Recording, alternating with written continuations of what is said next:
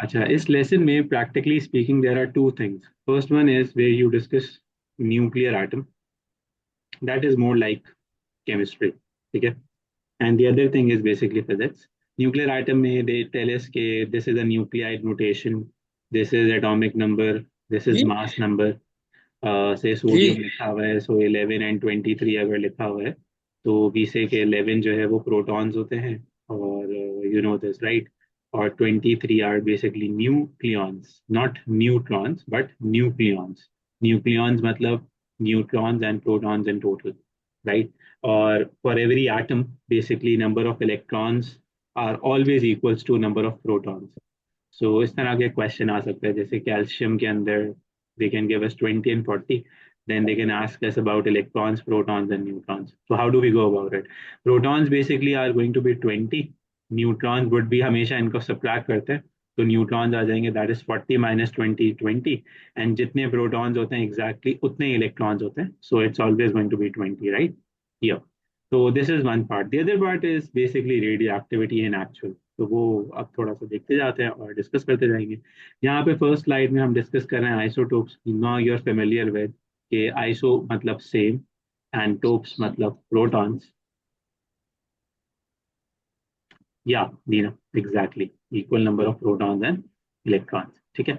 अच्छा, तो isotopes atoms of same element having same number of protons but different number of neutrons. तो इसमें हम एग्जांपल डिस्कस कर रहे हैं हाइड्रोजन की.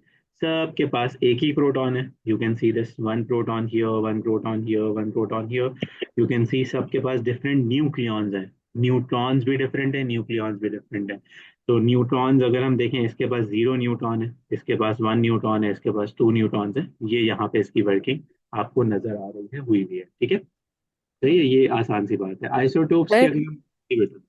मैंने सिलेबस ऑब्जेक्टिव्स खोल के देखे थे तो उसमें था कि दो तीन एग्जाम मतलब इसकी डेफिनेशन याद करनी होती है और दो तीन एग्जांपल्स याद करने होते हैं। तो ये जो सामने लिखे हुए हैं प्रोटियम वगैरह ये सारे ये तीन याद करेंगे तो जो हो कभी जाएगा। ऐसे नहीं होता, नहीं नहीं, कभी ऐसे नहीं होता, आज तक कभी नहीं हुआ ऐसा कि वो आपको सीआई का बच्चा या सीआई का बंदा आपको एग्जामिनर कह रहा हो कि गिव एग्जाम्पल. कभी भी नहीं होता ऐसा. ठीक है. वो एग्जाम्पल आपको खुद देगा. मतलब आपसे वो पूछेगा कि से ऑक्सीजन 8 एंड 16 है, ऑक्सीजन 8 एंड 18 है. वो पूछेगा व्हाट आर दीज. तो अब आप बोलोगे दीज आर आइसोटोप्स. ठीक है. तो ये मतलब होता है उसका एग्जाम्पल. वो ये हो ही नहीं सकता कि वो आपसे बोले आप स्टेट एंड एक्सप्लेन. हो सकता है स्टेट एंड एग्जाम्पल टाइप की कोई चीज दुनिया में नहीं होती सीआई में. ठीक है. तो you don't have to memorise कैसे प्रोटियम कहते हैं, कैसे ड्यूटियम कहते हैं, कैसे ट्राइटियम कहते हैं, नहीं. ये एक सिर्फ एग्जाम्पल है. ऐसे तो हंस जाएंगे. क्यों? पूरे पीरियोडिक टेबल में, आपको आई थिंक आपके केमिस्ट्री वाले सर ने भी बताया होगा, मैं तो स्पेसिफिकली बताता हूँ कि पूरे पीरियोडिक टेबल में 96 नेचुरली अकरिंग एलिमेंट्स है ना.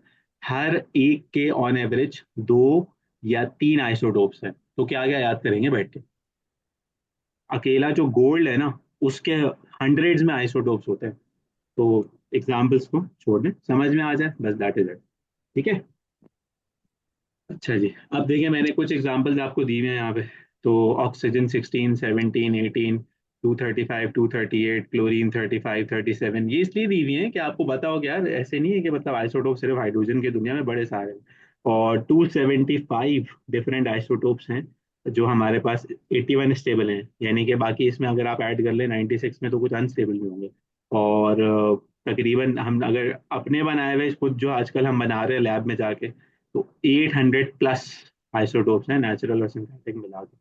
ठीक है. और सबसे ज्यादा आइसोटोप्स गोल्ड के होते हैं. That is important. अच्छा जी, अब ये बहुत इंपॉर्टेंट बात है, ये पता होना चाहिए. दो आइसोटोप्स क्या होते हैं, वो सेम केमिकल होते हैं लेकिन उनकी फिजिकल प्रॉपर्टीज अपीयरेंस डिफरेंट होती है. इसको समझने का सबसे अच्छा तरीका क्या है कि आप अपने सिबलिंग्स को जहन में रखें या कजिन्स को जहन में रखें. तो इनकी केमिकल नेचर सेम होती है, एक ही फैमिली ट्री से सब ओरिजिनेट हो रहे होते हैं, लेकिन देखने में सब अलग अलग हो सकते हैं. अब आप ये कह सकते हैं कि सर हम कुछ तो ट्विन्स होते हैं देखने में भी सेम होते हैं. तो हाँ, वो भी हो सकते हैं, लेकिन हम यहाँ पे आइसोटोप्स की बात करेंगे तो इनकी केमिकल प्रॉपर्टी सेम है. क्यों सेम होती है? क्योंकि इनके पास सेम इलेक्ट्रॉन्स होते हैं. और डिफरेंट फिजिकल प्रॉपर्टीज की होती हैं क्योंकि इनके पास डिफरेंट न्यूट्रॉन्स होते हैं. तो न्यूट्रॉन्स का ताल्लुक होता है फिजिकल प्रॉपर्टीज से, और इलेक्ट्रॉन्स का ताल्लुक होता है केमिकल प्रॉपर्टीज से. यहाँ पे आके रुकें और सोचें, जितनी भी केमिस्ट्री आपने पढ़ी है, आपने कभी डिस्कशन नहीं किया न्यूट्रॉन्स का उसमें, है ना. आप हमेशा ये कहते हैं कि इलेक्ट्रॉन गेन हुआ, इलेक्ट्रॉन लूज हुआ, ऑक्सीडेशन हो गई, रिडक्शन हो गई, कैटायन बन गया है, हमेशा इलेक्ट्रॉन्स।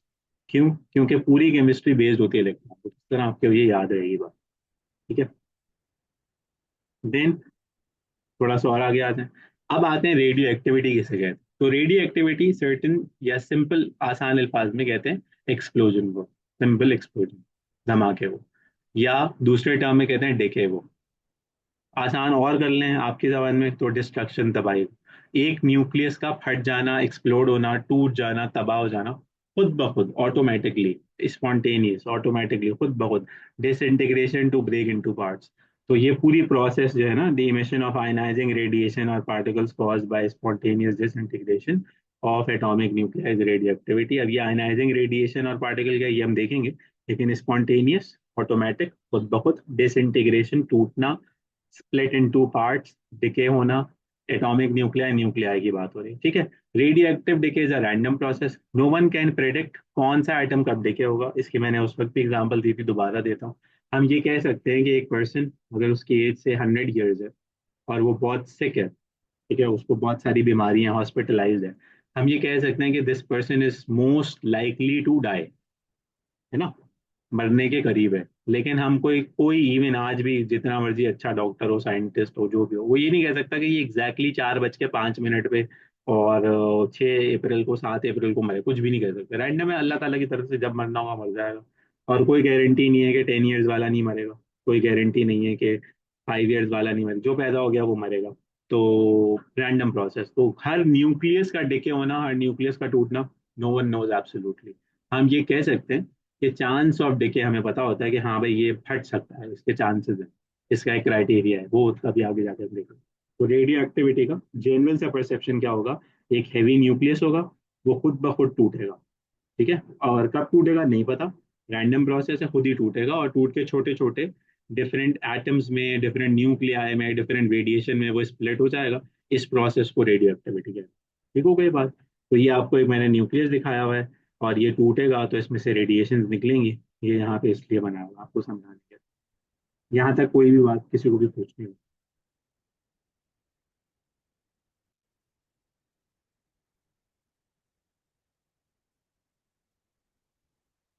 गुड।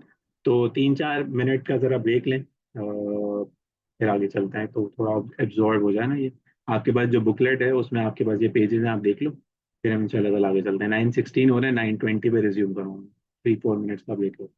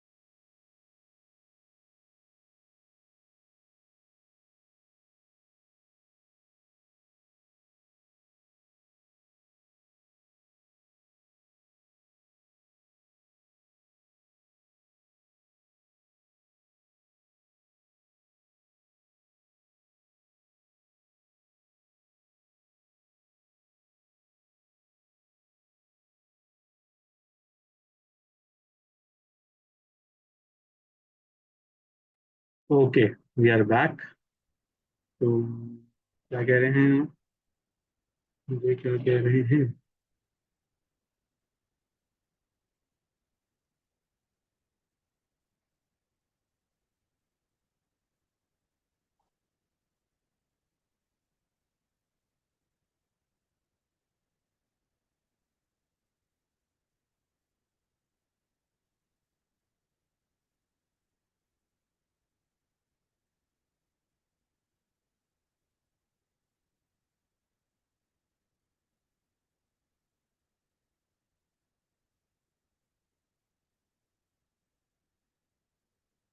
मतलब नॉट अफेक्टेड बाय क्लाइमेट, जैसे केमिकल रिएक्शन आते हैं टेम्परेचर से अफेक्ट नहीं। देखो, इसमें जो सब सिंपल सी बात है वो ये है कि स्पॉन्टेनियस होने का मतलब ये होता है, स्पॉन्टेनियस का मतलब ये होता है ऑटोमेटिक, खुद ब खुद हो जाए कोई चीज। ठीक है, खुद ब खुद हो जाए कोई चीज, आप नहीं क्रिएट करो, खुद ही हो जाए। एक होता है नॉन स्पॉन्टेनियस, वो हम करते हैं। ठीक है, तो आप ऐसे इन्फ्लुएंस, जैसे मैंने आपको एक एग्जांपल दी ना कि एक बंदे के मरने की चीजों को आप जो है वो क्रिएट नहीं कर सकते, वो अल्लाह ताला ने उसकी लिखी है तो वो कभी भी मर जाएगा। आप नहीं कर सकते, आप नहीं मार सकते किसी को। तो किसी भी न्यूक्लियस को आप अपनी मर्जी से वैसे तोड़ तो सकते हैं, लेकिन रेडियो एक्टिविटी नहीं कहते उसे, उसे फिर न्यूक्लियर फिजन कहते हैं। रेडियो एक्टिविटी में क्या होगा, वो खुद ही टूटेगा, खुद ही तबाह होगा, खुद ऑटोमेटिक होगा। तो नॉन स्पॉन्टेनियस का अगर आपको क्या कहते हैं, ये अगर आपको समझ लें, मैं क्या कह रहा था। हाँ, अगर आपको नॉन स्पॉन्टेनियस का सही मतलब समझना है तो आप टेम्परेचर को ले लें, प्रेशर को ले लें, डेंसिटी को ले लें, क्लाइमेट को ले, किसी भी चीज को ले लें, जिससे किसी न्यूक्लियस को कोई फर्क नहीं पड़ेगा। दैट इज व्हाई वी से it is a random process. ठीक है, ये बात समझ में आ गई। अब चलते हैं आगे। हाफ लाइफ किसे कहते हैं? हाफ लाइफ कहते हैं हम बेसिकली उस टाइम को, किस टाइम को, जिसमें रेडियो एक्टिव न्यूक्लियाई जितने भी थे ना, उसका आधा हो जाए, हाफ हो जाए। अब से मैं आपको पहले एग्जांपल देता हूँ, फिर हम इसकी रीडिंग करेंगे। मेरे पास एक सैंपल था, उसमें मेरे पास 10 एटम्स थे। ठीक है, 10 एटम्स थे। ठीक 2 इयर्स के बाद ये 5 रह गए, तो इनकी हाफ लाइफ हो गई 2 इयर्स। इसको ऐसे लिखते हैं, टी हाफ, 2 इयर्स। ठीक है, सिंपल सी बात है, सिंपल सी बात समझ में आई। इसी तरह से एक मेरे पास सैंपल था, उसमें मेरे पास 100 एटम। ठीक है, और वो फॉर एग्जाम्पल 5 मिनट्स में 50 रह गए। तो ये 5 मिनट्स क्या हुए, ये इसकी हाफ लाइफ हो गई। समझ आई? जितना भी टाइम हो, सालों में हो, हजारों सालों में हो, जैसे कार्बन 14 का होता है, 5711 ईयर्स होता है, ये होता है। ठीक है, तो हजारों साल के बाद जाके वो हाफ होता है, तो हाफ लाइफ है। तो आप देखते हैं यहाँ पे क्या लिखा, rate at which radio active isotope decay is measured in half life. किस स्पीड से एक डिके हो रहा है उसको हम हाफ लाइफ कहते हैं। Term half life is defined as the time it takes for one half of the atoms of a radioactive material to disintegrate to a daughter nuclear. Daughter nuclear उसको कह रहे हैं जो नए atoms बन रहे हैं। तो वो टाइम जिसमें आधे एटम्स किसी भी रेडियो एक्टिव मटेरियल के टूट जाए, डिके हो जाए इनटू स्मॉलर एटम्स, इसको हम कहते हैं हाफ लाइफ। ठीक है, अच्छा, अब हाफ लाइफ का कॉन्सेप्ट समझ में आ गया। अब हम ये कहते हैं एक्टिविटी का क्या मतलब है। तो एक्टिविटी या रेडियो एक्टिव डिके रेट, जो दूसरी बुक्स में नाम लिखा हुआ आ रहा होता है, वो ये होता है कि कितने एटम्स डिके हो रहे हैं इन 1 सेकेंड। ठीक है, ये इस बंदे को, जिस बंदे ने ये बनाया था, बेक्यूरियल कहते हैं उसे, उसके नाम पे हम इसको मेजर करते हैं कि एक्टिविटी क्या है। तो अब मैं आपको एक एग्जांपल दूं। एक सैंपल है मेरे पास से आयोडीन का। आयोडीन की हाफ लाइफ है 2 सेकेंड्स। और एक सैंपल है मेरे पास कार्बन 14 का, उसकी हाफ लाइफ है 5711 ईयर्स। तो अब अगर मैं आपसे ये पूछूं कौन जल्दी जल्दी डिके हो रहा है, तो आप बोलोगे सर आयोडीन, हर 2 सेकंड में आधा हो जाता है ना। कार्बन 14 तो हजारों साल, हमारी जिंदगी में तो कभी डिके होगा ही नहीं कार्बन, है ना, हम लोग सब खत्म भी हो चुके होंगे तब जाके डिके हो रहा हो। तो इसका मतलब है कि इनमें से स्लो कौन है, इनमें से स्लो ही है। तो इसकी एक्टिविटी लो है। स्लो नहीं कहेंगे, इसको बोलेंगे activity is less, activity is low. इसको क्या बोलेंगे, एक्टिविटी इज हाई। ठीक है, बात समझ में आई? ये हो गई हाफ लाइफ की बात। अब देखते हैं आगे क्या आता है। हाँ, unit of activity is becquerel, BQ हम लिख रहे होते हैं, ठीक है। It is also known as count rate, यानी कि कितना देखे काउंट है, ये काउंट। अच्छा जी, एक्टिविटी कर्व बनाने के लिए अक्सर आ जाता है। अच्छा, आप क्या कहते हैं, आप स्केच कैसे करते हैं, वो तो आपको पॉइंट्स देता है। आपको ये लाइन ऑफ बेस्ट फिट बनानी है, ये तो मैथ्स में भी आप करते हैं। बेस्ट फिट लाइन क्या होती है, इस लाइन के ऊपर और इस लाइन के नीचे पॉइंट्स काउंट करें और एक लाइन स्केच कर दें, स्मूथ फ्री हैंड, रूलर से नहीं, हाथों से बनाएं। ये होती है लाइन ऑफ बेस्ट फिट। दूसरी बात ये है कि अब ये लाइन ऑफ बेस्ट फिट क्यों बनती है, क्योंकि हमें ये बात कभी भी कंफर्म नहीं होती, हमें ये बात कभी भी नहीं पता होती कि अगर हमसे 1 second, 2 second, 3 second, 4 second, 5 second, 6 second, 7, 8, 9, 10 यहाँ लिख दें सेकेंड्स, और यहाँ पे हम रखें रेडियो एक्टिविटी के सैंपल्स के आइटम्स हैं, 100 है, 200 है, 300 है, 400 है, जो भी हम लिखें यहाँ पे, हमें ये बात कभी भी नहीं पता होती कि एग्जैक्टली 100 से,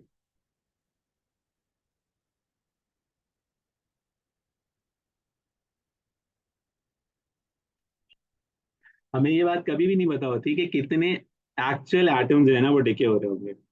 हमें ये बात कभी भी नहीं पता होती, हमें ये बात पता होती है कि अंदाजन अप्रोक्सीमेशन होती है कि कितने डिके होंगे। तो आप इस तरह से इसे समझेंगे कि आपको ये याद नहीं रखना है कि कितने जो है ना वो एटम्स डिके हो रहे हैं, कभी भी नहीं याद रखना। आपको सिर्फ ये बताना होगा कि भाई जो एक्टिविटी कर्व होता है ना, वो रैंडम कर्व होता है, बस ये याद रखना है आपको। ये अभी ज्यादा बहस में जाने का ना कोई सिलेबस की रिक्वायरमेंट है ना हम चाहते हैं, सिंपल सी बात होना है, ठीक है। तो ये बस आपने ध्यान में रखना है। बेस्ट फिट इसलिए कि ये प्रोसेस स्पॉन्टेनियस होता है, स्पॉन्टेनियस होता है इसलिए। अब आते हैं एक एग्जाम्पल के ऊपर, ध्यान से देखें। क्वेश्चन में लिखा हुआ है 6 different nuclides have nucleon and proton number as follows, ठीक है। State which two nuclides are isotopes of the same element, जिसके भी प्रोटॉन सेम है वो आइसोटोप्स है। देख लेते हैं, 84 और 84 ये दोनों सेम है, तो element C and element A they are isotopes. Why are they isotopes, because they are same proton. और किसी का प्रोटॉन सेम है, नहीं सेम है, कहानी खत्म। अब पार्ट बी पे आते हैं। पहले आप पार्ट बी पढ़ ले, फिर मैं आपको ये कराता हूँ तफसील से।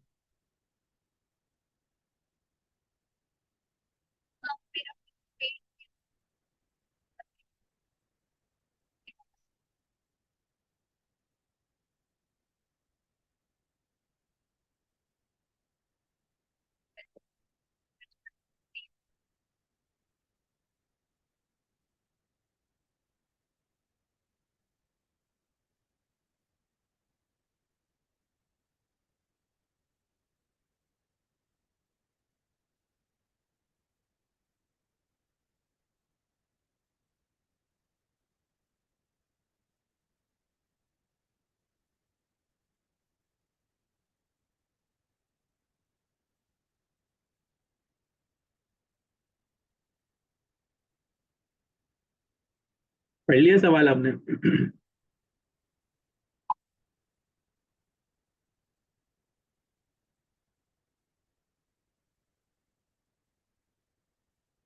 BQ का मतलब है becquerel, after the name of the scientist. इतने इतने डिके हो रहे हैं, यानी कि 120 एटम्स जो है ना वो डिके हो रहे हैं 1 सेकेंड में, ठीक है। 120 एटम्स डिके हो रहे हैं 1 सेकेंड में, ठीक है। ये सीन है। अच्छा, अब सवाल पढ़ते हैं, अब देखिए क्या कहता है वो। अब वो कहता है half life is 1.4 exponent 10 years, ठीक है। ये है इसकी हाफ लाइफ, यानी कि इस क्वेश्चन में the information they are giving us is कि this much time is required for any atoms to decrease to half whatever they were. At a particular instant, the activity of a sample is 120. Calculate the time taken for the activity to fall to 15. तो simple सी understanding ले रहे हैं आप, कोई मुश्किल काम नहीं कर रहे हैं आप। इनिशियली उसने कहा कि 120 एटम्स हैं which is basically going to decay, right, और 15 एटम्स तक पहुंचना है, राइट। ये उन्होंने इंफॉर्मेशन दिया हमें। अब 120 का हाफ होगा 60, राइट। कितनी देर में हाफ होगा, 120 का हाफ होगा इतनी देर में, तो that is one half life. फिर 60 का मजीद हाफ कर लें आप, 30, तो ये दो हाफ लाइफ हो गई। यानी कि इतने ही और ईयर ऐड कर लें, तो लेट्स डू टेली मार्क्स, दो एक दफा और कर लें। 30 का और हाफ होगा 15, ठीक है ना। तो हम उस वैल्यू पे आ गए जो उन्होंने कहा है हमें। तो कितनी हाफ लाइफ हो गई, 3। यानी कि आंसर होना चाहिए 1.4 exponent 10 multiplied by 3, It should come out to be 1.4 multiplied by 3 कितना होता है? 4.2 एक्सपोनेंट 10 ईयर। इतनी देर लगेगी। अब ये बताओ कि इजंट इट इजी? बहुत सारे लोग फॉर्मूलाज लिख पाते हैं, बहुत सारे लोग रेशो प्रोपोर्शन से कराते हैं। तो क्या सिंपल अंडरस्टैंडिंग से करना इजंट इट बेटर? मतलब 3 हाफ लाइफ लगी होंगी, दैट इज इट। तो वी अंडरस्टैंड दिस।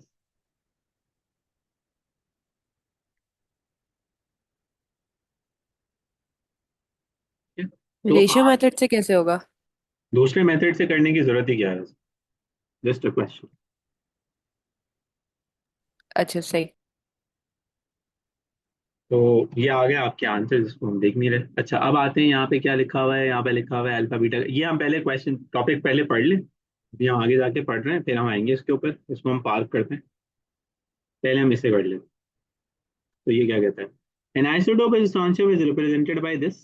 ठीक है, for a neutral atom of this isotope state the proton number. Proton number क्या होगा इसमें से? हमेशा कम वाला। देखो एग्जामिनर आपको घुमा रहा है, इसने ऊपर इस दफा जानबूझ के न्यूक्लियॉन नंबर लिखा है, नीचे इसने प्रोटॉन नंबर। तो प्रोटॉन नंबर हमेशा लेस होता है। न्यूक्लियॉन नंबर कितना है? 90। ये कैसे निकालोगे? सब्ट्रैक्ट करके निकालोगे। तो सब्ट्रैक्ट करो। क्या करूँ? 90 माइनस 38, क्या आंसर आ रहा है? 52। कितने इलेक्ट्रॉन्स हैं? जितने हमेशा प्रोटॉन्स होते हैं। तो प्रोटॉन्स कितने थे? 38। ये बताओ, ये बात समझ में आई?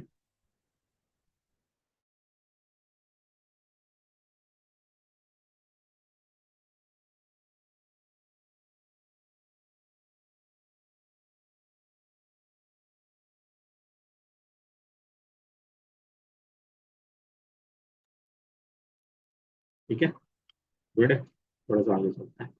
अब ये देखें जरा, इसको समझते हैं। ये क्या कहता है? ये कहते हैं पार्ट सी में sample of a radioactive material is placed near a radiation detector. A count rate of this is detected from the sample. After 36 hours, the count rate has fallen to 6. Calculate how many more hours must pass for the count rate to become 150. अब थोड़ी सी चालाकी से बात समझनी पड़ेगी आपको। उन्होंने कहा है आपको कि 4800 काउंट रेट था और 600 डिटेक्ट किया है। ठीक है ना, 600 डिटेक्ट किया, और इस पूरे प्रोसेस में कितनी देर लगी है? 36 आवर्स लगे। ठीक है, सही है। तो अब ये बताइए कि कितनी देर में, यानी कि ये हो जाएगा 150। ये समझना कितनी देर में ये 150 हो जाएगा। तो पहले आप इसे समझें कि अगर ये 4800 थे तो इसका हाफ क्या होगा? आंसर ही नहीं आया। 2400 होगा। फिर इसका हाफ कर दें तो ये कितना होगा? 1200 होगा। फिर इसका हाफ कर दें तो ये कितना होगा? 600 होगा। यानी कि कितनी दफा हाफ किया? एक दफा हाफ किया, सेकेंड टाइम हाफ किया, थर्ड टाइम हाफ किया, तो 600 का। यानी कि 36 आवर्स में कितनी हाफ लाइव्स हैं? 3 हाफ लाइव्स हैं। Is this correct? 3 दफा हाफ किया है तो 36 आवर्स कंज्यूम हुए ना। यानी कि भाई एक हाफ लाइफ का क्या टाइम हुआ? ये बताओगे कितने आवर्स हुए एक हाफ लाइफ के? 36 डिवाइडेड बाई 3 कितना होता है? तुम लोग जाग रहे हो, सो रहे हो? 12 होता है ना। 12 आवर्स की एक हाफ लाइफ हुई ना, राइट? सही है। अब आ जाते हैं 600 पे। तो अभी हम हैं 600 से, हमें कहाँ पे जाना है? 150 पे जाना है। तो 600 का हाफ होगा 300। कितनी देर लगेगी? कितनी देर लगेगी? 12 आवर्स लगेंगे ना। 12 आवर्स की हाफ लाइफ थी ना, अभी कैलकुलेट किए। ठीक है। अच्छा जी, 300 का फिर हाफ करेंगे तो 150 पे पहुंचेंगे। तो कितनी देर लगेगी? फिर 12 आवर्स लगेंगे। तो टोटल एक्स्ट्रा कितने आवर्स लगेंगे 600 से 150 पे जाने पे? 24 आवर्स। ये बताओ, ये बात समझ में आती है? जी। तो मेरे ख्याल में अगर इसको हम किसी फॉर्मूला से करें या किसी और मेथड से करें तो मेरा ख्याल है that is actually very bad. अगर आप लेकिन फॉर्मूला बता दें तो फिर आ जाएगा। करना ही नहीं चाहिए, क्योंकि फॉर्मूला उल्टे उल्टे यूज हो रहा होता है। ये तो हर अब जगह आप, एक नहीं यूज होगा। नहीं ना, क्योंकि कभी कभार वो हाफ लाइफ पूछता है, कभी कभार वो ओरिजिनल नंबर ऑफ एटम्स पूछता है, उसमें फॉर्मूला रटते रहोगे। जितने फार्मूला से बचोगे उतने फार्मूला से ज्यादा आसान है ना। मतलब क्यों फंस क्यों रहे हो? दिमाग इस्तेमाल करो। ये इसके आंसर्स लिखे हुए हैं। ठीक है, ये इसके आंसर्स लिखे हुए हैं आपके नोट सेट में, ये लिखे हुए आंसर्स। तो मैंने इसलिए ये दिए हैं, तो you don't have to worry. चलो अब आप जरा ये करो, 1-2 मिनट लेते हैं, आपको देते हैं टाइम।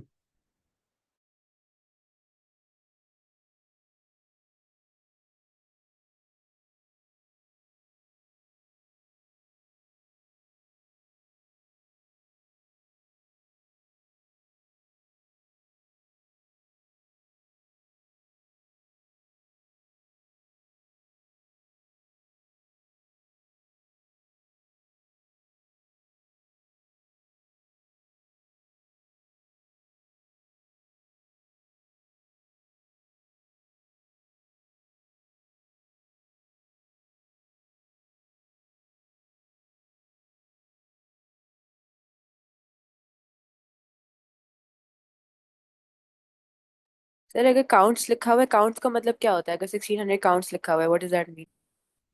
मतलब रेडिएशन डिटेक्टर ने इतना डिटेक्ट किया अभी, इतने रेडिएशन, इतने एटम्स उसके जो सोर्स हैं उसके डिस्प्ले के ऊपर आ रहे हैं, तो आप इतने एटम्स लिख लो। सिंपल है, जैसे 1600 काउंट्स लिखा हुआ है ना, तो आप 1600 एटम्स लिख लो फॉर एग्जाम्पल, ऐसे कर सकते हो। तो आप इसको मिलके करते हैं, तो it's the counter of a radiation detector place close to a radioactive source gives a counter to 1600, यानी कि 1600 आप एटम्स ले लो, आसान करो। हाफ लाइफ इज 1 वीक, एक हफ्ते में आधा हो जाएगा ये। इग्नोरिंग बैकग्राउंड रेडिएशन, अच्छा ये बैकग्राउंड रेडिएशन क्या होती है? ये हमारे एनवायरनमेंट में हर वक्त है, ठीक है, ये हमारे एनवायरनमेंट में हर वक्त है। इसकी सबसे बड़ी सोर्स होती है कॉस्मिक रेडिएशन, जो आपने स्पेस फिजिक्स में भी देखा था, हर वक्त एक रेड सुपर जाइंट बन रहा है, एक नेबुला बन रहा है, तो नेबुला रिलीज कर रहा है एनर्जी। तो 10 चीजें हमेशा एनवायरनमेंट में होती हैं। दूसरी चीज, अब माशाल्लाह से इंसान की भी हरकतें, न्यूक्लियर टेक्नोलॉजी हम यूज करते हैं, उससे हम एक्सरेज करते हैं, उससे भी रिलीज होती है। गैमा रेज हमारे पास होती है, उससे भी रिलीज होती है। हम बिल्डिंग्स बनाते हैं, इंफ्रास्ट्रक्चर बनाते हैं, उससे भी रिलीज होती है। फिर हम कचरा करते हैं, उससे भी रिलीज होती है। तो ये सारी जो रेडिएशन है ना, जो एनवायरनमेंट में है, इनको कहते हैं बैकग्राउंड रेडिएशन। उसने कहा बैकग्राउंड को हटा के 1600। Calculate the count rate 1 week after the first measurement, एक हफ्ते के बाद। यानी कि हमने डिटेक्ट किया था 1600, तो एक हफ्ते के बाद क्या होगा? सीधा सीधा 800 हो जाएगा, 1600 का। 3 हफ्ते बाद चले गए, कोई मसला नहीं, एक हफ्ते के बाद 800 था, तो फिर 800 के आधा करेंगे, तो एक मजीद और हफ्ता लग जाएगा, तो 400 हो जाएगा। 400 का आधा करेंगे तो एक और मजीद हफ्ता लग जाएगा, ठीक है, तो 200 हो जाएगा। और बस खत्म, टोटल 3 वीक्स हो गए ना, first week, second week, third week, तो 200 यहाँ अंतर आ जाएगा। ये बताओ, ये बात समझ में आती है सबको? जी। Nice, good job. अब आते हैं आगे। अल्फा बीटा गैमा है चल रहा है अभी तक, यानी कि हमने तो पहले हम ये पढ़ेंगे, फिर यहाँ पे आएंगे वापस। हाँ, अब आते हैं कि हमारी जो रेडिएशन है वो किस प्रकार की है। तो पहले इस चीज को समझो कि एक एटम था, वो डेके हुआ, तो बहुत सारी पॉसिबिलिटीज है, हंड्रेड्स थाउजेंड्स ऑफ पॉसिबिलिटीज। हमारे सिलेबस में 3 पॉसिबिलिटीज डिस्कस की जाती है। एक एटम जब डेके हुआ, तो हम कहेंगे उसमें से हो सकता है अल्फा पार्टिकल इमिट हुआ हो सकता है बीटा पार्टिकल इमिट हुआ हो, या हो सकता है सिर्फ एनर्जी रिलीज हुई हो।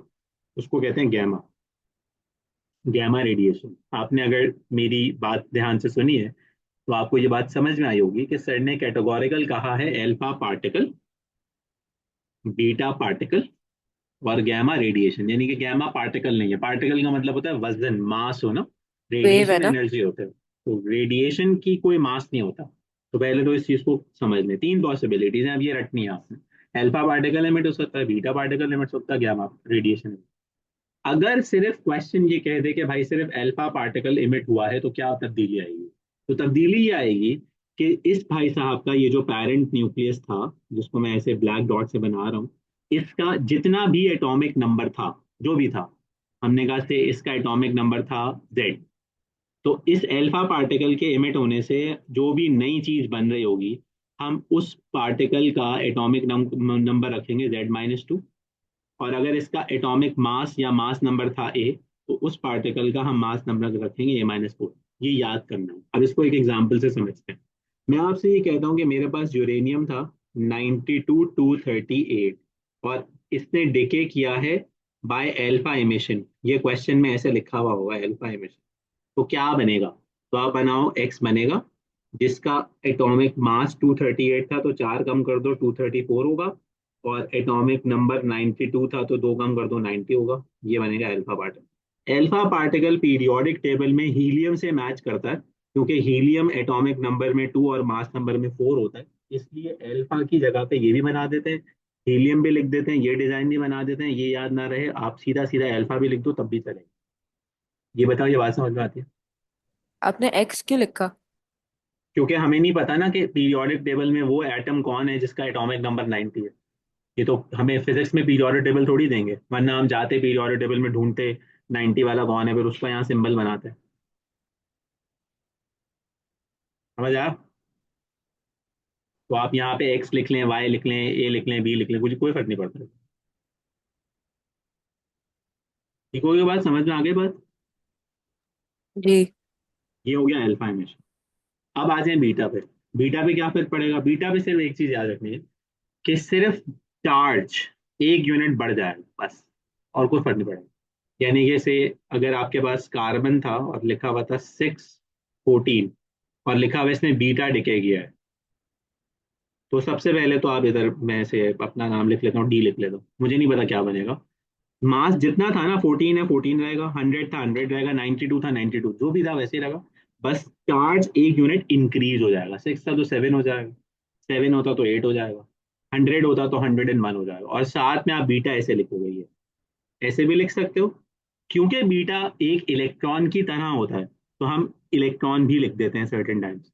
और यहाँ पे उसके लिखा हुआ है -1 और 0, ये लिखा हुआ है। अब ये क्यों लिखा हुआ है, ये इसलिए लिखते हैं ताकि इक्वेशन लेफ्ट हैंड साइड और राइट हैंड साइड पे बैलेंस होती हुई नजर आए। वो भी जरूरी नहीं है, लेकिन अगर आप 7 और -1 कर दें तो आंसर आएगा 6, 14 और 0 ऐड कर दें तो आंसर आएगा 14। समझ आएगा?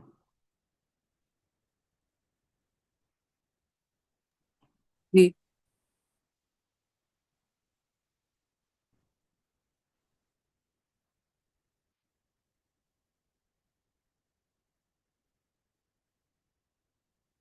अब तीसरी क्या चीज बच गई, गैमा।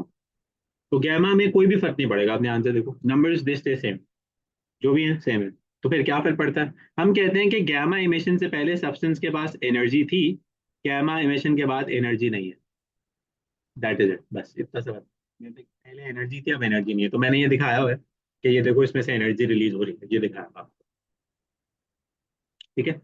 अब ये हो गई तीन चीजें, अल्फा बीटा और गैमा। अब आते हैं कि अल्फा बीटा और गैमा की जो इक्वेशन है वो तो ये यहाँ पे आपकी नजर आ गई कि अल्फा के लिए आपने कहा कि ये सिंबल है, चार्ज 2 यूनिट्स मास 4 यूनिट्स। बीटा का ये सिंबल है, चार्ज +1 मास स्टेज सेम। गैमा का ये सिंबल है, कुछ भी फर्क नहीं हो रहा। ठीक है, ये नजर आ, ये दिखाया हुआ है कि पेरेंट न्यूक्लियाई था, इसमें से एक अल्फा अलग हो गया, ये डॉटर बन गया। ये पेरेंट न्यूक्लियाई है, इसमें से एक बीटा अलग हो गया, ये डॉटर बन गया। ये पेरेंट न्यूक्लियाई है, वैसे का वैसे, ये साथ में कुछ भी नहीं बना हुआ, सिर्फ एनर्जी रेडिएशन है। ये तीनों का चार्ट है, इसमें और कोई डिस्कशन नहीं। अब ये समझते हैं, इसके बाद हम आपसे आगे बातें करेंगे। एल्फा पार्टिकल इनमें सबसे ज्यादा मैसिव होता है, हैवी होता है, क्योंकि एल्फा में 2 प्रोटॉन्स और 2 न्यूट्रॉन्स होते हैं। बीटा में सिर्फ एक इलेक्ट्रॉन होता है, गैमा में तो कुछ होता ही नहीं है। तो इन चीजों को, अगर तीन चीजों को जहन में बिठा लोगे ना, तो बहुत सारे मसले समझ में आ जाएंगे। कैसे भाई, अगर एक चीज भारी है तो जाहिर है वो बहुत ज्यादा दूर तक तो नहीं जा सकेगी, भारी है पहले ही गिर जाएगी। एक चीज थोड़ी हल्की है, एज कम्पेयर टू अल्फा हल्की है, तो ज्यादा दूर तक जाएगी, लेकिन फिर भी नीचे गिरेगी। एक है जिसका कोई मास ही नहीं है, तो भाई वो तो जाती रहेगी जाती रहेगी जाती रहेगी जाती रहेगी। ठीक है। तो अब ध्यान से ये देखो कि यहाँ लिखा हुआ क्या है, पेनिट्रेशन डेप्थ इन एयर, यानी कि हवा में कितनी दूर तक जा सकता है। तो अल्फा लिखा हुआ है 8 सेंटीमीटर तक जा सकता है। 8 सेंटीमीटर आपका जो बॉक्स रूलर होता है ना, उससे भी छोटी लेंथ होती है, वो भी 12 सेंटीमीटर का होता है। यानी कि अगर आपके लैब में अल्फा पार्टिकल पड़ा हुआ है और आप यहाँ खड़े हुए हैं, तो अल्फा पार्टिकल आप तक नहीं आ सकता। ठीक है। बीटा के बारे में लिखा हुआ है कि वो 1 मीटर तक का डिस्टेंस ट्रेवल कर सकता है। ठीक है, समझ में आता है, मेक सेंस, थोड़ा सा लाइटर है। गैमा के बारे में क्या लिखा हुआ है, सारी जिंदगी जाता रहेगा जब तक कोई रोके नहीं। ठीक है, नजर आ रही है ये बात आपको? अच्छा, अब सवाल ये है कि कुछ जगहों पे हमें डिफरेंट रेंज नजर आ जाती है, तो एग्जामिनेशन परस्पेक्टिव में तो ये आप ये लिख सकते हैं फ्यू सेंटीमीटर्स, यहाँ पे लिख सकते हैं फ्यू मीटर्स, और यहाँ पे लिख सकते हैं इन्फिनिट, अगर आप वैल्यूज याद करने में इंटरेस्टेड नहीं है। कुछ बुक्स में लिखा हुआ होता है 2 to 4 सेंटीमीटर, कुछ में लिखा होता है 3 to 8 सेंटीमीटर, कुछ में लिखा होता है 10 फीट, तो इतने बहस में जाने की जरूरत नहीं है। आपको ये वैल्यूज नहीं वो पूछेंगे। ठीक है। दूसरी चीज, कौन ब्लॉक करता है अल्फा को, पेपर ब्लॉक कर लेता है। कौन ब्लॉक करता है क्या कहते हैं बीटा को, एल्यूमिनियम फॉइल, वो ब्लॉक कर लेता है। कौन ब्लॉक करता है गैमा को, कंक्रीट सीमेंट की दीवारें, या लेड, लेड जो मेटल होता है ना, एलिमेंट होता है, वो ब्लॉक करता है। ये तीन चीजें आपने ध्यान में रखो। अब आते हैं अल्फा का चार्ज क्या है, पॉजिटिवली चार्ज है। बीटा का चार्ज क्या है, नेगेटिवली चार्ज है। गैमा का चार्ज कोई भी नहीं होता। अब आते हैं, क्योंकि चार्ज है, तो अब आप ये बात समझें, ये सारे के सारे आयनाइजिंग हुए ना। आयनाइजिंग का क्या मतलब है, ये दूसरी चीजों को चार्ज कर सकते हैं। अब ध्यान से देखिए, मैं आपसे ये कहता हूँ कि ये अल्फा पार्टिकल है, इसका चार्ज है पॉजिटिव, इसके बराबर में एक एटम है, तो एटम के आउटर शेल्स में इलेक्ट्रॉन्स होते हैं या नहीं होते, तो आप बोलेंगे होता है। तो अब आपने इतनी फिजिक्स पढ़ी हुई है कि एक पॉजिटिव चार्ज है और एक नेगेटिव चार्ज है, तो क्या पॉजिटिव चार्ज नेगेटिव चार्ज को अट्रैक्ट नहीं करेगा, आंसर इस करेगा। तो अगर इसने अट्रैक्ट किया और इसमें से इलेक्ट्रॉन निकाल लिया, बाहर निकाल लिया, तो ये एटम एटम रहेगा या ये एटम चेंज होके आयन बन जाएगा? तो जवाब आयन बन जाएगा। तो इस प्रोसेस को क्या कहते हैं? आयनाइजेशन। तो ये आयनाइजेशन किसने की है? अल्फा पार्टिकल ने की है ना। बात समझ में आई? इसीलिए हम रेडियो एक्टिव रेडिएशंस को आयनाइजिंग रेडिएशंस भी कहते हैं। तो ये आयनाइज कर सकते हैं चीजों को। समझ आई बात? अच्छा, दूसरा सोचे, बीटा पार्टिकल का चार्ज क्या लिखा हुआ है? नेगेटिव लिखा हुआ है। एक एटम है और उसके इलेक्ट्रॉन्स हैं, यहाँ पे आउटर शेल में घूम रहे हैं। तो अब ये नेगेटिव नेगेटिव को क्या करेगा? रिपेल करेगा। तो ऐसा हो सकता है कि अगर यहाँ पे इलेक्ट्रॉन्स की तादाद ज्यादा है तो ये इससे दूर जाए। और ऐसा भी हो सकता है कि ये, फॉर एग्जाम्पल, कोई क्लोरीन का एलिमेंट है, उसको इलेक्ट्रॉन्स की नीड है तो ये उसको गेन कर ले। तो अब अगर दोनों सूरत हाल में देखा जाए, इसने गेन ऑफ इलेक्ट्रॉन कर लिया अगर, तो क्या ये एटम रहेगा? जवाब है नहीं। ये आयन बन जाएगा। और कौन सा आयन बनेगा? एन आयन बनेगा, क्योंकि एन आयन नेगेटिव चार्ज होता है, एनाइंस क्या होते हैं? Positively charge. तो दोनों आयनाइजिंग है। गैमा भी हल्की फुल्की आयनाइजिंग होती हैं, लेकिन हम उनको कहते हैं हमारे सिलेबस के हिसाब से कि कह दो नो आयनाइजिंग एट ऑल, ताकि हमारी जो थोड़ी बहुत, क्या कहते हैं, कंफ्यूजन है वो इस लेवल पे, अभी वो लेवल्स में ना बच्चों के लिए चैलेंजिंग हो। सीनियर क्लासेस में जाते हैं फिर उनकी एनर्जी कैलकुलेशन हम करा देते हैं। अभी हम नहीं परेशान करते आप। बात समझ में आई? यस। अब आते हैं लास्ट पे। ये जो लास्ट बात लिखी हुई है, डिफ्लेक्टेड बाय मैग्नेटिक फील्ड। तो इस दिन के लिए हमने किया था फ्लेमिंग्स लेफ्ट हैंड रूल। अब इसका क्या मतलब है? यानी कि आप याद करें, वो जो आपने लेफ्ट हैंड रूल किया था उसमें इंडेक्स फिंगर थी, मिडिल फिंगर थी, थंब था। तो उसके बेसिस पे हम ये डिसाइड करते हैं कि अल्फा पार्टिकल, हमने बोर्ड पे जाके काफी सारी ड्राइंग्स की थी अगर आपको याद हो। अब वो ऑनलाइन नहीं पढ़ा सकते हम। यानी कि अगर आप कह रहे हैं ना कि कोई पॉसिबिलिटी ऑनलाइन हो नहीं सकता वो, तो अगर आपको वो उसमें डाउट है, कुछ समझना है, तो हम वो क्लास में डिस्कस कर लेंगे जब हम दोबारा मिलेंगे। तो अभी हम उसका डिस्कशन नहीं कर रहे, लेकिन हम ये बात जरूर बता रहे हैं कि अल्फा पार्टिकल हो या बीटा पार्टिकल हो, ये मैग्नेटिक फील्ड में रखेंगे तो डिफ्लेक्शन होगी। डिफ्लेक्शन मतलब अपनी डायरेक्शन को चेंज करेंगे। आंसर इज यस, बिल्कुल करेंगे। क्यों करेंगे? क्योंकि इसका भी चार्ज है और इसका भी चार्ज है। दूसरा ये कि इसका तो चार्ज +2 है और इसका चार्ज है -1। तो alpha is double charge as compare to beta. Alpha का चार्ज डबल है, +2 है, +1 नहीं है, +2 है। और बीटा का चार्ज -1 है। तो चार्ज के हिसाब से देखा जाए बीटा कम है, अल्फा ज्यादा है। अच्छा, दूसरी बात क्या लिखी हुई है? दूसरी बात ये लिखी हुई है कि भाई ये बीटा पार्टिकल से कम डिफ्लेक्ट करते हैं। तो सर अभी तो आप कह रहे थे अल्फा पार्टिकल का चार्ज ज्यादा है तो उसको तो ज्यादा डिफ्लेक्ट करना चाहिए। लेकिन आप इस बात को समझें, अगर अल्फा पार्टिकल जो है वो यूं घूम रहा है तो बीटा पार्टिकल यूं घूमेगा, लेकिन बीटा पार्टिकल बहुत ज्यादा घूमेगा। क्यों? क्योंकि अल्फा और बीटा में से हल्का कौन था? जवाब है बीटा वॉज लाइटर। तो आज ही बात हो रही थी, बीटा अगर लाइटर है, हल्का है, तो बीटा ज्यादा आराम से घूम सकता है ना। बड़ी बड़ी चीजें होती हैं, जो हैवियर चीजें होती हैं, वो नहीं टर्न हो सकती आराम से। अल्फा हैवी है तो अल्फा घूम नहीं सकता इतने आराम से। अल्फा को घूमने के लिए बड़ी जगह चाहिए, जैसे ट्रक को घूमने के लिए बड़ी जगह चाहिए, बाइक को घुमाने के लिए बहुत कम जगह चाहिए। अगर आप फॉर एग्जांपल एक ट्रेन को टर्न करना है तो बड़ी जगह चाहिए। तो हेवी पार्टिकल्स को टर्न करने के लिए you need more space. You guys get this? Yes sir.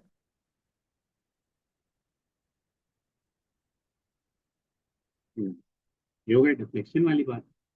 अच्छा जी, इसके बाद हम ये दिखा रहे होते हैं कि अल्फा पार्टिकल जो है वो पेपर में फंस जाएगा, बीटा पार्टिकल पेपर से थ्रू हो जाएगा, यहाँ पे आगे रुक जाएगा, गैमा यहाँ यूं चला जाएगा। तो ये समझाने के लिए कि गैमा पेपर में से भी पास हो सकता है, एल्यूमिनियम में से भी पास हो सकता है, इसमें से पास नहीं हो सकता। बीटा पेपर में से पास हो सकता है, इसमें से नहीं हो सकता। अल्फा किसी से भी नहीं हो सकता। ये समझा रहे हैं हम आपको यहाँ। देन, हाँ, रेडिएशन हैजर्ड्स होते हैं। रेडिएशन वन तो नॉर्मल है, ठीक है, हर एक बंदे के लिए रेडिएशन एक्सपोजर होता है। यानी कि हमारे एनवायरनमेंट में अगर आप किसी ऐसी जगह पे काम कर रहे हैं जहाँ रेडिएशन में, तो आपके लिए रेडिएशन कैटेगरी क्या क्या हो सकती है? तो अगर आप रेडिएशन 2, 3, 4, 5 में हैं तो आपको सिर्फ ये समझाना है कि रेडिएशन जितनी ज्यादा आप एक्सपोज होंगे ना, जितना आपसे न्यूक्लियर लैब में काम कर रहे हैं, तो आप बड़ा जल्दी मर सकते हैं।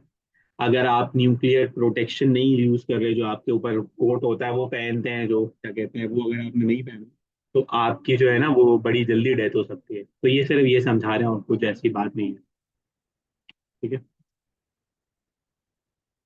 अच्छा जी, अब आते हैं कि हम न्यूक्लियर रेडिएशन से बच कैसे सकते हैं। स्पेस सूट पहन लें, ठीक है। अपने खाने की चीजों को घर के अंदर बनाए इस्तेमाल करें, बाहर बाजार की चीजें नहीं खाएं। रेडिएशन सिंबल लगाएं हर उस चीज पे, ये वाला सिंबल लगाएं जहाँ पे रेडियो एक्टिविटी का रिस्क है, ठीक है। और रेडियो एक्टिव कचरे को हम अच्छी जगह पे डिस्पोज करें, जमीन के अंदर डालें बिल्कुल, ठीक है। अब आपको ये समझा रहे हैं यहाँ पे कि भाई ये रेडिएशन में बेचारा बंदा है और ये रेडिएशन में नहीं है, तो ये बेचारा परेशान है, ये बेचारा तकलीफ है। ये नजर आ रही है, ठीक है जी। और क्या है यूजेस ऑफ रेडिएशन, रेडिएशन का इस्तेमाल क्या है? सबसे पहला इस्तेमाल है कार्बन 14 यूज करते हैं। किस लिए यूज करते हैं? हम ये कैलकुलेट करते हैं इनको यूज करके कि हमारे पास जो फॉसिल फ्यूल्स हैं, जैसे अभी मैं एक बच्चे को पढ़ा रहा था तो उसमें हम डिस्कस कर रहे थे कि एज ऑफ द यूनिवर्स कितनी है, तो ये फिगर आउट करने के लिए हम कार्बन 14 यूज करते हैं। आपको नहीं करना है ये काम। इसी तरह से अगर हम क्या कहते हैं थायराइड ट्रीटमेंट करते हैं तो उसके लिए हम आयोडीन यूज करते हैं। ये देखें यहाँ पे कुछ लोग आजकल इसके लिए बेचारे काफी परेशान होते हैं। कोबाल्ट 60 यूज होता है जो कैंसर पेशेंट्स होते हैं उनके अंदर। सोडियम 24 यूज होता है ब्लड क्लॉट्स के लिए। तो ये डिफरेंट यूजेस है। ये सिर्फ ये समझाना है कि radioactive substances are useful. ये रट्टे नहीं लगाने हैं बैठ के कि आप याद कर रहे होंगे यूरेनियम इसलिए यूज होता है, आर्सेनिक इसलिए, ये याद नहीं करना, ये सिर्फ पढ़ लीजिएगा तो एग्जाम में आपको ये पता हो कि आपने ये पढ़ा था, दैट इज इट। अच्छा जी, गीगर मेलर काउंटर क्या होता है?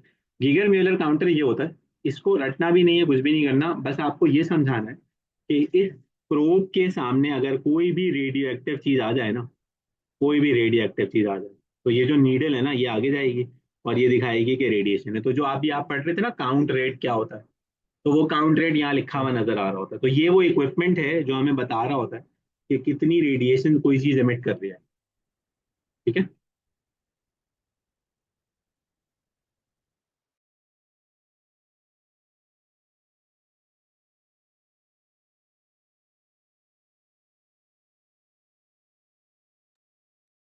अच्छा जी, गीगर मेलर काउंटर का इनसाइट थोड़ा सा दिखाया हुआ है कि एक कैथोड, ये छोड़ दें मतलब इसको वो समझने की जरूरत नहीं है। लेकिन ये समझा रहा था कि ये रेडिएशन यहाँ आएगी अगर, तो वो रेडिएशन जो है वो इसमें दोनों वायर्स में से किसी एक पे जाएगी, तो ये कंप्यूटर डिस्प्ले देता है और बीप कर रहा होता है, आवाज आ रही होती है, आवाज आ रही होती है, ठीक है। ये हो रहा होता है। अभी 2-3 मिनट का ब्रेक लेते हैं। आप गो थ्रू करो स्लाइड्स, अगर आपका कोई भी क्वेश्चन बचा आप पूछ। तो 9:53 हो रहे हैं, 9:56 पे दोबारा मिलते हैं।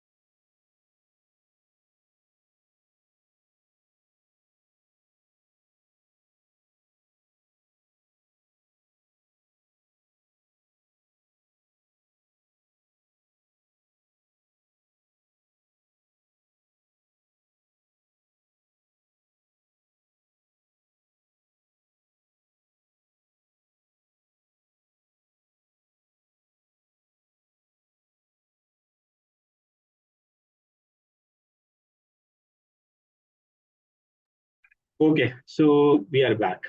अच्छा जी, इलेक्ट्रोस्कोप एक ऐसी डिवाइस थी जिससे हम कोई रेडिएशन वगैरह डिटेक्ट कर सकते हैं। तो होता ये है कि ये मेटल की चीज होती है, ठीक है, ये ब्लैक जो होता है मेटल होता है। ये एक ट्रांसपेरेंट प्लास्टिक का बॉक्स होता है। ये येलो जो होता है ना, ये गोल्ड लीफ होता है। तो कुछ जगहों पे गोल्ड लीफ इलेक्ट्रोस्कोप आप देखते हो लिखा हुआ, ये एल्यूमिनियम भी हो सकता है। अब होता सीन ये है कि आप यहाँ पे कोई अल्फा पार्टिकल सोर्स ले आओ, बीटा पार्टिकल सोर्स ले आओ, या क्या भाई पुराने जमाने में होता था, अब तो खैर मैंने आपको दिखाया डिजिटल हो गया। तो अल्फा पार्टिकल अगर सोर्स लेके आएंगे ना, तो वो पॉजिटिव होगी, तो ये पॉजिटिव चार्ज हो जाता है, तो हमें नजर आता है कि ये ना ये दूर जा रहा है। ये भी पॉजिटिव हो जाता है, ये भी पॉजिटिव हो जाता है, ठीक है, दूर जा रहा है। तो हमें ये देख के अंदाजा हो जाता है कि कोई चीज है जो चार्ज है। ओल्ड टेक्नोलॉजी, ओल्ड स्कूल था, तो हमें ये नहीं पता चलता कितना चार्ज है, +1 है, +2 है, +5, कुछ भी नहीं पता चलता। सिर्फ ये पता चलता है कि ये चार्ज है, ठीक है, ये है यहाँ। इसी तरह से नेगेटिव अगर ले आए, तो मैंने नेगेटिव दिखाया हुआ है आपको। तो नेगेटिव में भी ये थोड़ा सा दूर चले जाएंगे, क्योंकि दोनों नेगेटिवली चार्ज हो जाएंगे। अगर आप गैमा रेडिएशन ले आएंगे तो कुछ भी नहीं होगा, बहुत हल्का सा, जरा सा, बस ये हिलते हैं अपनी जगह पे, फिर वापस आ जाते हैं। दैट शोज गैमा में कोई आयनाइजेशन कैपेबिलिटीज नहीं। ठीक है, ये डिजिटल एक डिवाइस दिखाई है मैंने आपको अच्छी सी, कि इलेक्ट्रोस्कोप ऐसे होता है बाजार में अगर आप चाहें। ये बैकग्राउंड रेडिएशन का चार्ट है, जो आपको पता होना चाहिए। रेडॉन गैस में आपको जैसे कि बता रहा था, कॉस्मिक रेडिएशन का सबसे बड़ा जो है ना वो सोर्स है। उसके बाद जो हमारे एनवायरनमेंट में, उसके बाद हमारे पास जो स्पेस में कॉस्मिक रेडिएशन है, उससे डायरेक्ट इम्पैक्ट होता है। फूड जो है वो रेडियो एक्टिविटी क्रिएट कर रहा होता है, मेडिकल वगैरह रेडियो एक्टिविटी क्रिएट कर रहा होता है, इंफ्रास्ट्रक्चर वगैरह रेडियो एक्टिविटी क्रिएट कर रहा होता है, न्यूक्लियर रिसोर्सेज वगैरह, न्यूक्लियर वेपन्स वगैरह रेडियो एक्टिविटी क्रिएट कर रहे होते हैं। तो ये जस्ट आपके इंफॉर्मेशन के लिए, इसके रट्टे नहीं लगाने, फिजिक्स में रट्टे नहीं लगाने इन चीज़ों में। अच्छा, अब ये क्या समझा रहा है, ये बेसिकली पहले तो क्या कहते हैं, बहुत ज्यादा डिटेल में था सिलेबस में, अब नहीं है। ये क्लाउड चेम्बर यूज होता है अल्फा बीटा और गैमा को ट्रेस करने के लिए। जैसे अगर फॉर एग्जांपल एक रूम है जहाँ पे न्यूक्लियर साइंटिस्ट काम कर रहे हैं, ठीक है, कोई न्यूक्लियर वेपन बना रहा है, कोई एक्सरे बना रहा है, कुछ भी कर रहा है। अब उस रूम को ना हम फ्लश करते हैं। फ्लश कैसे करते हैं, उस रूम में जो हमारे पास वाटर स्प्रिंकलर्स होते हैं ना, वो उस रूफ पे होते हैं। जब वो रूम में से हमारा जो भी एक्टिविटी होती है खत्म हो जाती है, बंदे बाहर निकालने होते हैं ना, निकालने से पहले ये मॉइस्चर क्रिएट करते हैं। वाटर मॉलिक्यूल्स को अल्लाह ताला ने ये सलाहियत दी है कि वाटर मॉलिक्यूल बेसिकली सारी रेडिएशन, सारे एटम्स को टार्ट कर देते हैं, या न्यूट्रल कर देते हैं, क्योंकि वाटर के पास, ऑक्सीजन के पास एक्स्ट्रा इलेक्ट्रॉन्स होते हैं। तो वे इलेक्ट्रॉन्स गेन और लॉस करके हर एटम को, हर सब्सटेंस को रूम में डिस्चार्ज कर देते हैं। तो अब जब ये डिस्चार्ज हो जाता है, तो ये कंफर्म कैसे करेंगे भाई ये वाकई में डिस्चार्ज हो गया है और कुछ है या नहीं है, तो इसके लिए क्लाउड चेम्बर यूज किया जाता है। तो रूम के अंदर एक क्या कहते हैं, समझ लो इक्विपमेंट लाया जाता है, उसे हम क्लाउड चेम्बर कहते हैं। उस इक्विपमेंट को हम रूम के बिल्कुल सेंटर में रखते हैं, और उस इक्विपमेंट की इस तरह की शक्ल होती है। यहाँ पे एक उसके पूरा वॉल होता है जो प्लास्टिक का होता है, और वह वैसे वो पूरा ट्रांसपेरेंट होता है, सी थ्रू होता है। उसमें एक प्लंजर होता है, आप उस प्लंजर को खींचते हो, पुल आउट करते हो, तो आपको ये नजर आता है इस तरह का। अगर अगर इस तरह का नजर आता है, इसका मतलब है रूम में अभी भी रेडिएशन है, इट नीड्स फर्दर फ्लशिंग, आप और मजीद मॉइस्चर गिराओ। अगर वो बिल्कुल क्लियर नजर आता है, यानी कि ये पैचेस आपको नजर नहीं आते, तो फिर आप ये कहते हो कि हाँ रूम अब गुड टू गो है, रूम में कोई भी आ जा सकता है, लोग अंदर से बाहर जा सकते हैं, एवरीवन इज सेफ। बात समझ में? ये इसका डिस्कशन है। अच्छा, इसके अलावा कहाँ कहाँ हम रेडिएशन यूज कर रहे होते हैं, स्मोक डिटेक्टर्स में यूज कर रहे होते हैं, आर्मीशियम 241 यूज कर रहे होते हैं। अब ये कैसे काम कर रहा होता है, तो स्मोक डिटेक्टर भी आ जाएगा अब यहाँ पे। ये है कि स्मोक डिटेक्टर, तो हमें क्या समझना है, हमें सिर्फ इतनी सी बात समझनी है। ये है हमारा रेडियो एक्टिव सोर्स, ये दो प्लेट्स हैं, ठीक है, जिसके बीच में हमने जिसको इलेक्ट्रिकल सर्किट से कनेक्ट किया हुआ है, और जिसके बीच में पॉजिटिव और नेगेटिव जो क्या कहते हैं वायर्स होती हैं, वो मौजूद होती है। और इलेक्ट्रिसिटी जो है ना वो नॉर्मली फ्लो कर रही होती है इस जोन में। लेकिन जब स्मोक आ जाता है, फॉर एग्जाम्पल कहीं आग लग गई, यहाँ पे स्मोक आ गया अंदर, ठीक है, यहाँ स्मोक आ गया अंदर, तो होता ये है कि ये जो अल्फा सोर्स होती है, ये बेसिकली जो आर्मेशन सोर्स होती है, अल्फा सोर्स होती है, वो अल्फा पार्टिकल्स इस स्मोक में एब्जॉर्ब हो जाते हैं। तो फिर इलेक्ट्रिकल सर्किट यहाँ से ब्रेक हो जाता है, यानी कि ये इलेक्ट्रिसिटी यूँ फ्लो नहीं कर सकती। तो फिर ये बेल रिंग करना शुरू हो जाती है, इंडिकेटिंग कि भाई सर्किट में कोई मसला है, भागो यहाँ से, आग लग गई है। This is it. ये है, ये सारा का सारा अल्फा से ये स्मोक डिटेक्टर्स के बारे में लिखा हुआ है। यहाँ पे हम थिकनेस की बात कर रहे हैं।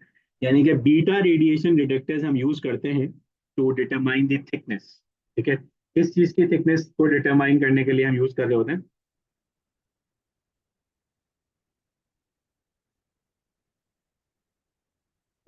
कोई भी हम मेटल फॉइल की कंपनी है, हमारे पास ड्रेस है, हम कपड़े बना रहे हैं, जैकेट्स बना रहे हैं, उसका जो फाइबर है उसकी थिकनेस हमें अगर इंश्योर करनी है, यूजुअली जो टेट्रा पैक्स बन रहे होते हैं जिसमें मिल्क पैक आ रहा होता है, वाटर बॉटल्स बन रही होती हैं जो स्टील की होती है, एसी की जालियां बन रही होती हैं, वो सब कुछ जिनमें थिकनेस मैटर करती है, वो थिकनेस अगर हम रोलर्स के थ्रू इंश्योर कर रहे होते हैं तो हम बीटा सोर्स होती है यहाँ पे जो डिटेक्ट कर रहा होता है। अब सीन क्या होता है, सीन ये होता है कि अगर फॉर एग्जाम्पल इन रोलर्स में से कोई एक खराब हो गया और इस रोल में एक बम्प आ गया, तो फिर बीटा पार्टिकल जिसमें से इतनी मोटी थिकनेस में से वो पास नहीं हो सकेंगे। आपको अभी बताया था 3 मिलीमीटर्स की थिकनेस होती है जिसमें से वो पास हो रहे होते हैं, या 4 मिलीमीटर्स की थिकनेस होती है जिसमें से वो पास नहीं हो सकते। तो अगर थिकनेस डिजायर्ड से ज्यादा हो गई तो डिटेक्टर कुछ डिटेक्ट नहीं कर पाएगा। जब डिटेक्टर कुछ डिटेक्ट नहीं कर पाएगा तो अगेन सेम सर्किट ब्रेक होगा, ये बेल बजना शुरू हो जाएगी यहाँ पे कि भाई बीच में कोई फॉल्ट है, इसको रोको और इसको रीडू करो ताकि इसकी थिकनेस यूनिफॉर्म हो। ये यहाँ पे ये चीज चल रही है। ठीक है जी, ये इसकी सेकंड एग्जांपल है। तीसरी चीज ये है कि हम बीटा सोर्स को यूजुअली जो हमारे पास टेट्रा पैक्स हैं उसको फिल करने के लिए, जूस वगैरह जैसे नेस्ले कंपनी बनाती है उसको फिल करने के लिए भी यूज करते हैं। अब यहाँ पे क्या हो रहा है, यहाँ पे ये बीटा पार्टिकल्स आ रहे हैं, ये यूं इमिट हो रहे होंगे, ठीक है, और ये इसमें से जा रहे होंगे। अच्छा, जब ये जूस लेवल अगर फॉर एग्जाम्पल कंपनी को यहाँ तक भरना है ना, जहाँ तक अभी नजर आ रहा है ब्लू, तो अगर यहाँ तक भरना है तो बीटा पार्टिकल ये यहाँ, जैसे जूस यहाँ आएगा ना तो बीटा पार्टिकल यहाँ रुक जाएंगे, अब आगे नहीं जाएंगे, क्योंकि जूस के अंदर, वाटर के अंदर बीटा पार्टिकल्स फ्लो नहीं कर सकते। तो अब बीटा पार्टिकल्स रुक जाएंगे तो इसके अंदर जो फिलिंग चीज है वो फिल करना बंद कर देगी कि हाँ भाई जितना डिजायर्ड लेवल था हमारे पैकेजिंग में, जितना हमें लिक्विड भरना था, कोक भरनी थी, जूस भरना था, वो फिल हो गया, अब हमें और भरने की जरूरत नहीं है। क्योंकि ये अन सी थ्रू नहीं होते, आपको नजर नहीं आ रहा होता, इनविजिबल नहीं होते, तो इसलिए ये रेडिएशन करनी पड़ती है। तो इससे हमें ये समझना चाहिए कि जो भी हम टेट्रा पैक की चीजें बाय करते हैं, जूस हम पे प्यास लग रही है अगर हम वो पी रहे हैं, जो मिल्क ले रहे हैं अगर हम, तो वो रेडिएशन एक्सपोज होता है। ये जहन में रखना चाहिए, ये बड़ी इंपॉर्टेंट बात है। तो वो हेल्दी नहीं हो सकता क्योंकि रेडिएशन ज्यादा है। तीसरी एप्लीकेशन यहाँ पे हम डिस्कस कर रहे हैं, जिसे हम कहते हैं वॉइड डिटेक्शन। यानी कि अगर से हम कोई ड्रिलिंग कर रहे हैं और ड्रिलिंग करते करते हमने देखा है कि कोई वाटर पाइपलाइन है जो फट गई है, ठीक है, उस उस पाइपलाइन को हम फिगर आउट करना चाहते हैं कि वो कहाँ से लीक हुई हुई है, तो हम करते ये हैं कि हम एक गामा डिटेक्टर लेके जाते हैं और हम ये देखते हैं कि भाई उस, ये देखें ये प्रोब है, इस प्रोब को हम यहाँ पे घुमाएंगे और ये देखेंगे कि कहाँ पे हमें एक एम्बिगुअस सी रीडिंग मिल रही है। फॉर एग्जाम्पल यहाँ पे हमें 10 मिल रही थी, 10 मिल रही थी, 10 मिल रही थी, 10 मिल रही थी, 10 मिल रही थी, यहाँ पे आके हमें 100 मिलना शुरू हो गई, यहाँ पे आके 10 मिल रही थी, 10 मिल रही है, 10 मिल रही है। इसका मतलब है ये जो एम्बिगुअस सी रीडिंग मिल रही है, ये शो कर रहा है कि भाई ये जो हमारे पास क्या कहते हैं जगह है जहाँ पे पानी आ चुका है या यहाँ पे लीकेज है, तो यहाँ पे ड्रिल करो और ड्रिल करके इसको रिपेयर करो। ठीक है, तो हमारी तरह का सिस्टम नहीं होगा कि पूरी एक एक रोड में लीकेज है पूरा रोड खोद डालो, ऐसे नहीं होना चाहिए भाई। जो तरीका होता है उसमें काम है। ये तो ये बात समझ में आती है। यस। नाइस। अब आते हैं आगे। ये कीमोथेरेपी और ये ट्यूमर को खत्म कर रहे हैं थ्रू गैमा नाइफ कहते हैं इसे। कोई भी बंदा है उसको बीमारी है तो वो सही कर सकते हैं। अच्छा, अब ये एक क्वेश्चन, प्रैक्टिस क्वेश्चन सेवेंटी है। फाइव इसका आंसर। हाँ बिल्कुल सही है, जबरदस्त। और और दूसरे इसका वाले का 130। बिल्कुल सही है, जबरदस्त। यहाँ पे वो आपको समझा रहे हैं कि अल्फा पार्टिकल, देखें आप ध्यान से देखें, अल्फा सोर्स, बीटा सोर्स और गामा सोर्स मैग्नेटिक फील्ड में डिफ्लेक्ट कर रहे हैं। देखो अल्फा कितना कम डिफ्लेक्ट कर रहा है क्योंकि अल्फा हैवी था। बीटा देखो कितना ज्यादा डिफ्लेक्ट कर रहा है, और गैमा बिल्कुल सीधा जा रहा है। ये सिर्फ ये समझा रहा है और कोई ऐसे जिसमें डिस्कशन नीडेड नहीं है। हाँ, अब आते हैं न्यूक्लियर फिजन या न्यूक्लियर फ्यूजन के ऊपर। तो न्यूक्लियर फिजन वो होता है जिसमें हम एक न्यूक्लियस को एक न्यूट्रॉन से तोड़ते हैं, खुद तोड़ते हैं। तो ये रेडियो एक्टिविटी से थोड़ा सा डिफरेंट होता है। रेडियो एक्टिविटी का तो सीन ये होता है ना कि वो खुद टूटेगा ही नहीं, आप उसको तोड़ोगे। ये यहाँ पे आप इसको तोड़ रहे हो, रेडियो एक्टिविटी में तो वो नेचुरली टूट जाता है, ऑटोमेटिक डिस्कशन हो, ऑटोमेटिक टूट जाए, कोई मसला ही नहीं होता उसमें। ठीक है, ये न्यूक्लियर रेडियो एक्टिविटी की बात कर रहा हूँ। न्यूक्लियर फिजन में हम खुद तोड़ते हैं, यानी कि ये टूटने वाला नहीं था, ये हम तोड़ रहे हैं। हम तोड़ते हैं तो इसमें जो एनर्जी रिलीज होता है वो बहुत खतरनाक होता है, इतना एनर्जी रिलीज होता है कि एटॉमिक बॉम्ब बन जाता है। ये सिंपल सी बात है, यहाँ पे ये ध्यान में रखना है। एक ही इक्वेशन है जो आपको पता होनी चाहिए कि यूरेनियम को अगर हम एक न्यूट्रॉन देते हैं तो ये बेरियम क्रिप्टॉन, इसका रट्टा मानना है आपको। इसमें 3 न्यूट्रॉन्स रिलीज होते हैं और एनर्जी रिलीज होती है। ये अक्सर एग्जाम में आ जाती है। ये फाइल आपके पास है, आप इसे देख लीजिएगा, ये याद कर लीजिएगा। न्यूक्लियर फिजन में जो एनर्जी रिलीज होती है वो एनर्जी आइंस्टाइन रिलेशनशिप से भी प्रूव है। ये पहले सिलेबस में था, अब सिलेबस में नहीं है। तो ये यहाँ पे सिर्फ इसलिए मेंशन किया हुआ है कि पास पेपर में अगर आपको कहीं ये नजर आ रहा हो कि भाई वो is equals to MC square का एक क्वेश्चन है, तो वो अब सिलेबस का पार्ट नहीं है। तो ये इसलिए दिया हुआ है, और कोई वजह नहीं है इसमें आने की। ठीक है। फिर आ जाए न्यूक्लियर रिएक्टर से हम कैसे बिजली बनाते हैं। तो ये एक न्यूक्लियर रिएक्टर है जहाँ पे हम एक न्यूक्लियर रिएक्शन कर रहे होंगे, लिमिटेड कंटेंट में कर रहे होंगे, कोई बहुत ज्यादा खतरनाक नहीं होगा। इस न्यूक्लियर रिएक्टर में न्यूक्लियर रिएक्शन की वजह से हीट एनर्जी जनरेट होती है। उस हीट एनर्जी को हम किस तरह से यूटिलाइज करते हैं, हार्नेस करते हैं। तो हम उस न्यूक्लियर रिएक्टर में पाइप्स के थ्रू पानी डालते हैं, क्योंकि बहुत सीरियसली ये हॉट होता है, यानी कि 100 और 1000 ऑफ डिग्री सेल्सियस इसका टेम्परेचर होता है। तो जब हम पानी डालते हैं इसके अंदर, तो वो स्टीम बन के बाहर निकलता है। तो स्टीम आती है, स्टीम को हम यूज करते हैं, और स्टीम को हम क्या करते हैं, स्टीम को हम जो है वो टरबाइन में देते हैं। टरबाइन के ब्लेड्स घूमते हैं, वो टरबाइन में से घूमते हैं, स्टीम पानी बन जाती है, और पानी को वापस ले जाते हैं हम। और टरबाइन का जो ये मोटर है, ये हम जनरेटर के साथ लगा देते हैं। और बाकी आपने जनरेटर वाली सारी फिजिक्स पढ़ी हुई है कि जनरेटर को आप जब कॉइल को घुमाते हैं, टर्न करते हैं, तो बिजली बनती है। ये सिंपल सी बात है। ये इस तरह से जनरल सा आइडिया है। अच्छा, इसमें अब 2-3 चीजें लिखी हुई हैं, सच एज कंट्रोल रॉड क्या करता है। Control rod basically nuclear reactor को न्यूक्लियर रिएक्शन के अंदर कंट्रोल करता है। यानी कि न्यूक्लियर रिएक्शन ऐसा नहीं होना चाहिए कि एक चेन रिएक्शन शुरू हो गया, एक न्यूक्लियस दूसरे न्यूक्लियस को तोड़ रहा है, दूसरा तीसरे को तोड़ रहा है, तीसरा चौथे को तोड़ रहा है, पता चला इतने खतरनाक एक्सप्लोजन हो गया कि न्यूक्लियर कोर ही फट गया। तो कंट्रोल रॉड इसे कंट्रोल करता है कि ऐसा ना हो कि सारे न्यूट्रॉन्स एक दूसरे को तोड़ने शुरू हो जाए, सारे एटम्स के एटम्स ही टूटना शुरू हो जाए। कंट्रोल रॉड का ये काम होता है।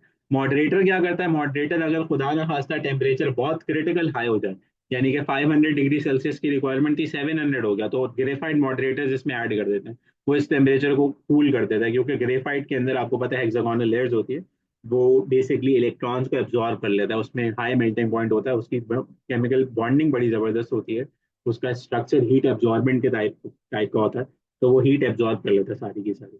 ठीक है। बाकी इसमें सारी का सारा डिस्कशन हो गया। ये बताओ, ये बात समझ में आती है। Yes sir. Then nuclear fusion में क्या होता है, हम दो एटम्स को एक बना देते हैं, जो सूरज पे हो रहा है, जो स्टार्ट पे हो रहा होता है। और सिंपल है, उसमें हमें कुछ याद करने की जरूरत नहीं है कि कौन से एटम्स हैं। हमने एक एग्जांपल दी हुई है कि हाइड्रोजन जैसे दो आइसोटोप्स उठा लें, उसके ड्यूटियम ड्यूटियम मिल रहा है, और हीलियम बन रहा है, और एनर्जी रिलीज हो रही है। और इसमें जो एनर्जी बन रही होती है वो इतनी ज्यादा होती है कि पूरा स्टार ही बन सकता है। तो न्यूक्लियर फ्यूजन बहुत खतरनाक चीज है, जो न्यूक्लियर फिजन के साथ होती है। Safety and usages of radiation, तो डेंजर्स क्या क्या है, स्किन बर्न हो सकती है, सिकनेस हो सकती है, सेल डैमेज हो सकता है, कैंसर हो सकता है, सेल म्यूटेशन हो सकता है। सेफ्टी के लिए आप क्या करें, आप ये करेंगे भाई, आप रेडियो एक्टिविटी से दूर रहें, एक्सपोजर कम करें, फासला रखें, आप कोटेड जो है वो ड्रेस वगैरह पहनते रहें।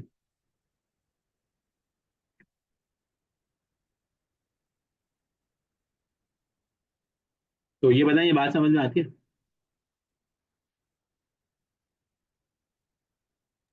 यस। बाकी तो आई थिंक, हाँ, ये कार्बन डेटिंग का एक क्वेश्चन है। इसमें वो ये बता रहा है कि भाई आप ये पता करके बताओ कि कितना डेड बोर्ड है। तो इसको ये सवाल किया था आपने। नहीं, ये वाला नहीं क्या। अच्छा, चलें कर लेते हैं। Wood from a sample of carbon 14 in a living tree has an activity of 120 becquerel, ठीक है, okay, which is exactly equal to 1 decibel. Wood found in an archaeological dig has an activity of 30 becquerel, ठीक है। The half life is this, estimate the age of the redwood। देखो, आपके पास जो would आपने निकाला है उसमें 120 की एक्टिविटी है, जो नेचुरल होता है उसमें 30 की आ रही है। तो पहले ये देख ले, 120 का हाफ करेंगे तो 60 हो जाएगा। ये हाफ लाइफ कितनी दी हुई है, 5730 ईयर्स, यानी कि हाफ करेंगे तो इतने साल लग जाएंगे। ठीक है। फिर 60 का हाफ करेंगे तो 30 हो जाएगा, यानी कि इतने मजीद साल लग जाएंगे। तो फाइव सेवन सर थ्री इसमें जीरो इसमें निकालना क्या है, मतलब इन्होंने टाइम दिया हुआ है। कितना पुराना है, किसका। कि वो जो हमारे पास हमने ढूंढा है ना वुड, जो हाँ। हमें डेक से मिला है, वो इतना पुराना है, 11,460 ईयर्स ओल्ड, और इट्स लाइक 11,000 ईयर्स ओल्ड। ये हमें फिगर आउट किया, सिंपल। वही सिंपल हाफ लाइफ वाले कॉन्सेप्ट है कि ओरिजिनली उसमें 120 एटम्स थे, अब 30 बचे हैं। तो 120 से 30 बचने में कितनी देर लगी होगी, तो इतनी देर लगी होगी, 2 दफा हाफ लाइफ। सही है, सही है। ठीक है। तो बेटा ये पूरा लेसन था न्यूक्लियर फिजिक्स रेडियो एक्टिविटी का। तो हमने कोशिश की है कि हम आपको इन 2-3 दिनों में सबके जितने भी बच्चे थे मेरे पास सबके सारे मसले खत्म हो जाए, राइट। अब जो दूसरी चीज है वो है हमारे पास पेपर सेशंस। तो इंशाल्लाह ताला वो कल से या परसों से पूरा स्केड्यूल ग्रुप पे शेयर करके हम वो लाइन अप कर लेते हैं। ठीक हो गई बात। सर इसमें जो क्वेश्चंस आते हैं वो हाफ लाइफ के आते हैं सबसे ज्यादा, और आइसोटोप्स के। जो हमने सारे क्वेश्चन देखो ना, इसमें तीनों तरह के किए हमने क्वेश्चन, तो यही आ रहे हाँ। होते हैं। इसके अलावा कोई खतरनाक क्वेश्चन और नहीं आता, वो इतने जो इजी इक्विपमेंट क्वेश्चन। वगैरह जो आपने पढ़ाया नहीं नहीं, वो। वो नहीं आते, उसके क्वेश्चन नहीं आते। सही है, सही है। ठीक है। चले, let's end this, see you guys in the next class, take care, अल्लाह हाफ़िज़।